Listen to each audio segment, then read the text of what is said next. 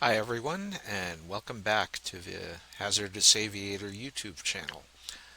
Um, Today we're taking a little bit of a break. I've been pretty much on working on a single project for the studio for about 15 months now. And well, not surprisingly, I'm a little burnt out, so a little change is good. Figured I'd get in some hours on the powered lift category. Um, I love the powered lift category. Love flying the Joby, the Archer, the Jetson. So seemed like a good time to refresh some content on the channel and get a little flight in and show folks a little bit more of the powered lift category. Try and get some nice scenery going. I originally tried to get some custom heliports using freeware from flightsim.to um, into the into the sim, but something's not quite working with those sceneries that I selected. So I've sent a note to the author, and in the meantime, well, we just decided for purposes of this particular display, um, I just decided to park it on the beach. It's not the worst place to be, quite frankly. We're here in Miami. Going to be taking a quick run over from Miami, the beach area, to Cat K, which is Mike Yankee Charlie Charlie. So we'll just bring the Archer back up. I actually had to land it and then put it into cold and dark state, which is fine. This is how I wanted it to be anyway. So for those of you who still haven't flown the eVTOLs, um, bringing up this aircraft is very simple, that's not the point of this video. I have instructional videos for that purpose if you want to check those out. And we also have official videos for that purpose that are coming soon. So if you want to check those out, feel free. Not really going to touch too much on the instructional pieces. I'll make note of things that might be of interest to people over the course of a flight, but suffice it to say, bring the aircraft to life using the aircraft mode switch, which is just partially obscured by the left-hand inceptor over there. And then make sure to just bring pitot heat to automatic. I cleared the Archer splash screen over there. What I really want to do quickly is go to the sim actions and bring up the charger and just top off the batteries just a touch. Not a kind of stretching reality a little bit, but to be honest, if you look at that charger unit, you could probably stick that on the back of a pickup truck and take that anywhere. And as long as your ground crew could meet you, you could charge an eVTOL almost anywhere that there's an appropriate landing spot for a rotary wing aircraft. So we'll just boost the charge rate real quick. Bring it up to the max 32, and then we top off the battery, which is right here, and we're done. So let's disconnect, which is cool. We're going to turn off the left-hand throttle assist because I like to fly the aircraft with a little bit more control and granularity over that. I am going to cheat a little bit because we don't have an ATIS, and I'm just going to use the infamous B key, which is mapped to 2020 standards to pull the local barometer, even though I'm not in touch with ATIS, AWOS, or ATC. Before we take off, just going to dial in some altitude, and we'll get rid of the speed bugs. Notice there, Go back over here, bring up the MFD. Can't add an origin because we're pretty much landed it in the field or a beach in this case. But we can dial a direct to. And so Mike Yankee Charlie Charlie, Cat K Airport. Hit enter, go back here, and say direct to. And there we go. All good. All right. Let's get to aviating. Back to the home page. Just go to the aircraft systems, double check the external lights. We're going to shut off the signature light. For those of you who have never seen the signature light or often wondered, well, where the heck is that? It's this ambient strip right here. Looks pretty cool at night or in dusk conditions, but it's also drawing on battery power, and I tend to get really scroogey about battery power, so we're going to leave that off. We are going to turn on landing lights as a courtesy to indicate that we are going to start operating in a second.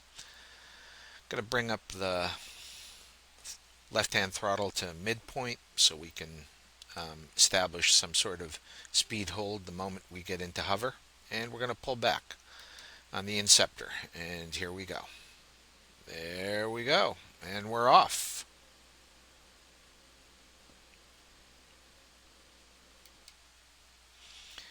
Yeah, that's photogrammetry. What can you do? Photogrammetry was never intended to be viewed at such a close range.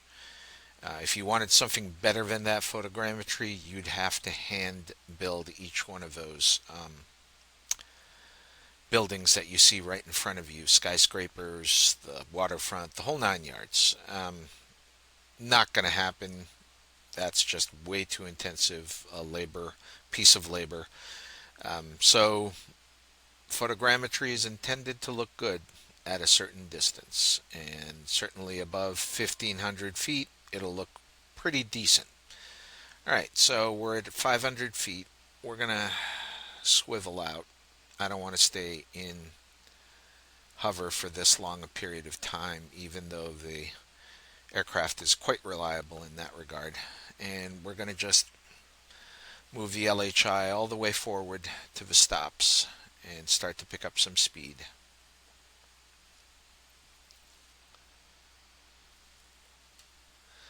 Going to bring up the flight director.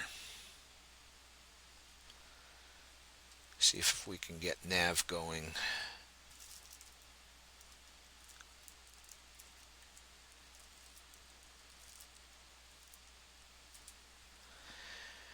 And we're still in hover, so I'm going to accelerate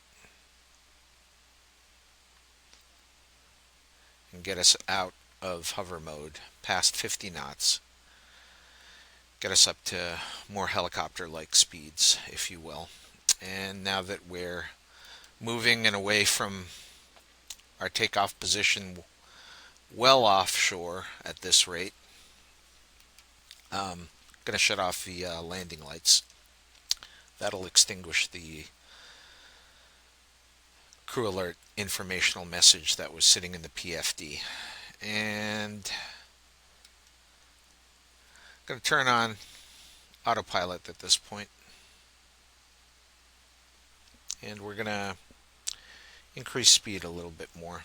Get us up to about 117 knots, which is about where you want to be.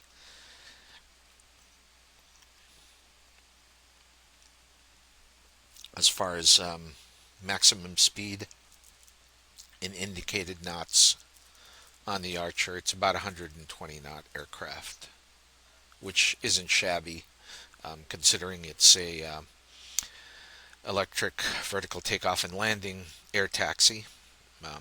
Moves quite fast, so really it's honestly a little bit comparable to taking a ride in a 172 or a 152, except you don't need a runway to land. You can pretty much land anywhere that a rotary wing aircraft can be accommodated.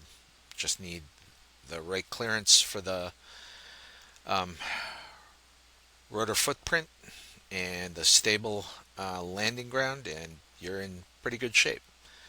Okay, so we're off.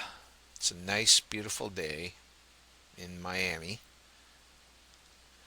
Um, Seeing some boat traffic. We will see um, pretty good boat traffic. There's an example right there. He's hauling. You can see the ship's wake back there, plus the exhaust funnel smoke. So that's actually Henrik's Geist, which is his global AI shipping traffic, GAIST. I highly recommend it for the sim. Um, it's just a lot better than the AI shipping traffic that the sim has, and um, uh, Henrik's not constrained by having to license his models. He's hand built each and every one of those ships, as far as I can tell, from scratch. And they represent real life vessels, each and every one of them. And so, to be honest and fair, Microsoft can't do that. They'd have to license hundreds and hundreds of vessels and designs in order to remain in legal and intellectual property compliance, among other things. So I highly recommend Henrik's Geist. Gives a lot of ambiance and immersion, especially if you're doing a lot of over water transits. And we're off. You can see some air traffic in the distance. I'm not running in real time. In reality, it's a little late where I am right now. We just had a round of thunderstorms pass over where I am. I'm nowhere near Miami, so the weather's been pretty bad, and I just couldn't get any time in to do any flying until the storms passed over, and I could be guaranteed that, you know, I wouldn't lose power or anything like that. So, um, beautiful day, a little delayed off real time in the sim. Archer's in full forward flight configuration, and we should have probably leveled off by now, and we did. And I'll just double check the local barometer. Hasn't shifted, 30.07. And you could see the Archer's in full forward flight.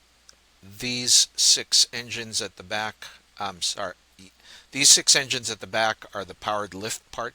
So when you're in hover, they'll be operating. The props will be spinning. The six forward would probably be in some sort of elevated posture. They can actually tilt all the way back a little bit past 90 degrees straight up. The Archer can, in fact, travel backwards a little bit, not too fast, but it is capable of translating backwards on its travel axis.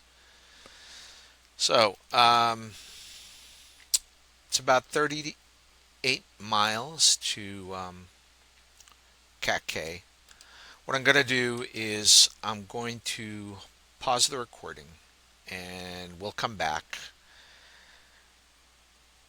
the moment we're closer towards our top of descent, and then I can do a little bit of descent preparation and share some of that with you, and talk about some of the things that we can do with a G3000 that make this kind of flying very easy.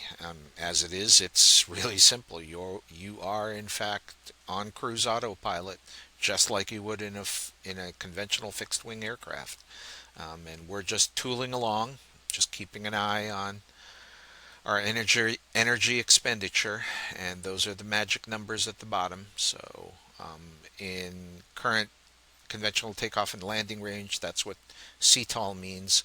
The mode that we are in right now, you can see it's bouncing around anywhere from 100 plus miles, nautical miles, to about 96, 95. If we remained in vertical takeoff and landing, which is pretty much the hover or helicopter mode, we'd get significantly less than that, so 82 nautical miles. That would get chewed up real fast in VTOL mode. Okay, so we'll be back the closer we get to CAT-K. So we'll see you in a little bit. Okay, folks, we're back. We are about a couple of minutes away from calculated top of descent based upon my flight planner, which is running separately in a different window. So I just wanted to show a couple of quick things. Currently, if we look at winds aloft, winds shifting a little bit, around 118, 119 at 9. That's pretty close to runway 13. So CAT-K has a single runway. It's oriented 3-1 and 1-3, and I think it's just a little under 1,800 feet. So in length. So what we're going to do is we're going to load a procedure, and the nice thing about the G3000 in both the Archer and the Joby is that it's fully integrated in terms of it can do anything that a fixed-wing aircraft can do. So we're going to load a visual approach to runway 13 and using a straight transition, and we're going to activate it right now. And then if we look at the final, which is 676 feet, I'm going to just dial in 600 feet on the Alt Select. I'm going to select VNAV, and we'll save approach for when we're a little closer. So you can see our path has shifted a little bit. We were headed roughly about 130 degrees compass bearing. Now we're just a little off at around 75 degrees, 77 degrees. That in front of us is not CAT-K, that's actually South Bimini, Mike Yankee Bravo Sierra. By all accounts, it's a nice looking little island, part of the beginnings of the Bahamas chain. And over there, obscured by the spinner of the port side, starboard side engine, is CAT-K. And if you can make that out, that's actually a cruise ship sheltering to the south. So there's Bimini, and there's CAT-K. And if we zoom in the view a little bit, you can see the cruise ship. The runway is actually right there. It's offset from the main length of the island. So we're headed into the intercept point, which is the strait right here. And once, right before we're on the strait, I'm going to do two things. I'm going to activate the approach mode, and I'm going to reduce airspeed because we are going to be descending. We don't want to get into a situation where we're overspeeding because we won't be able to likely intercept the calculated glide path, and B, we don't want to overstress the aircraft because Barber Pole's just really lurking just around the corner. We're at about 117 knots indicated. This is about 120, 125 knot aircraft at the most, and then you start to get into barber pole country, which isn't necessarily a good thing, and double of that because we're carrying passengers. So there's the vertical track notice. I'll just turn on approach mode now, indicated by the glide path, and I'm going to use our shortcuts, which we programmed into the sim, which is F6 and F7, and we're going to use F7 to decelerate. That'll get us down to about 90 knots, which is more helicopter-like. And the moment we pass top of descent, which is almost upon us, it's right there in the navigation display plan. And just to look out the front, so you can see, we'll zoom in a little bit. There's Cat K's runway, there's the length of Cat K. This is actually Cat K, stretching all the way back there. There's that cruise ship. Alright, so we're going to get back, and I'll pull back a little bit because I like to have a little bit more view of the instrumentation at the same time while I'm flying the aircraft. And at some point just above 400 feet we're going to disconnect and hand fly. Now you probably notice, of course, great view from the front office. I mean, it's literally very phenomenal. I can only imagine what it looks like in the real thing, with a slightly different wider angle view, because humans actually have a wide angle normal perspective as opposed to the imposed 2D view that's default in the sim. So here we are passing 900 feet. Just going to double check the altimeter, and we're going to make a call.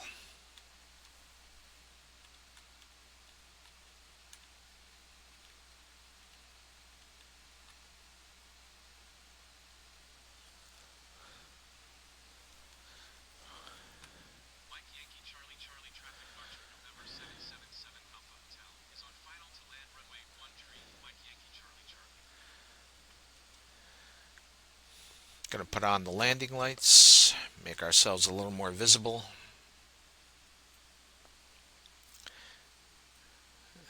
There's one of the lighthouses. It's pretty neat. There's another one right there to the right of the runway itself. It's colored blue, but you'll see it on the flyover of the threshold. Passing 400 feet. Going to disconnect the autopilot.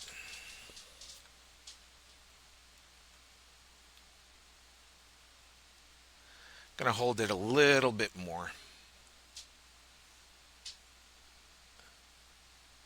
Going to just make sure we stay more or less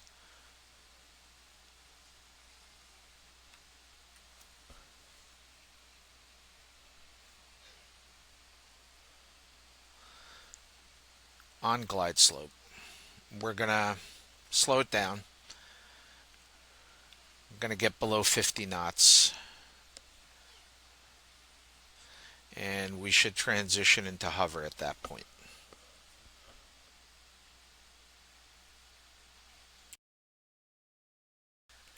And there we go, we're in hover.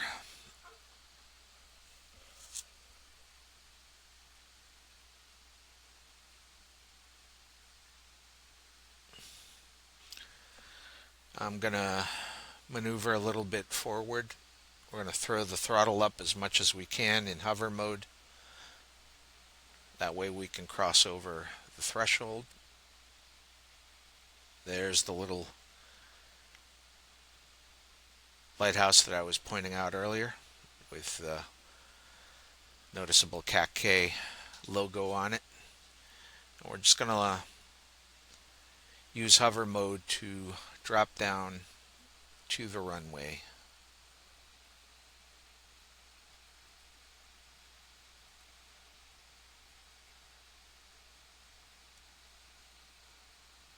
And we are on the ground at this point. There we go. Probably not very noticeable. That's actually a good thing. That's the funny part about flying these eVTOLs. They're very soft in transition. Unless you're really ham-handed, and I have been in some cases, it's hard to bounce the aircraft. Once you're in hover mode, things happen very softly, very gently, as long as you balance your inputs and don't get ham-handed, don't play the throttle like a violin. Smooth, slow inputs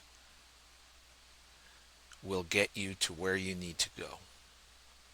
And so we're right here. I'm going to call clear of the runway at this point.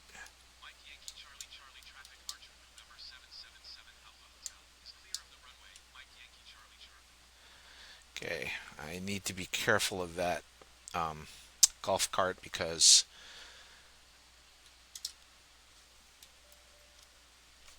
okay, there we go. Because I have a very large rotor footprint, as you can see. Technically, this parking spot should not be this close to either the FBO office or to any utility vehicles that happen to be on the ramp. But anyway, it's a good landing, smooth, no surprises, everyone's happy. There's the famous CAC-Key logo superimposed on the ramp.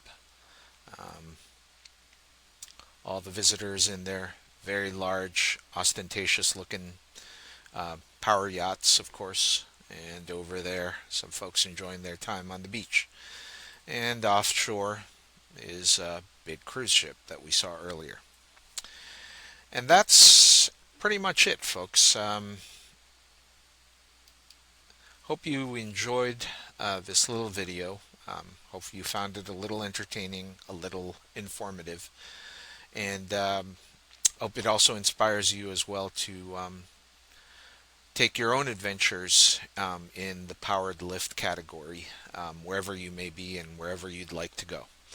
So thanks for tuning in, and we hope to bring you more content in the future. We'll see you then. Take care.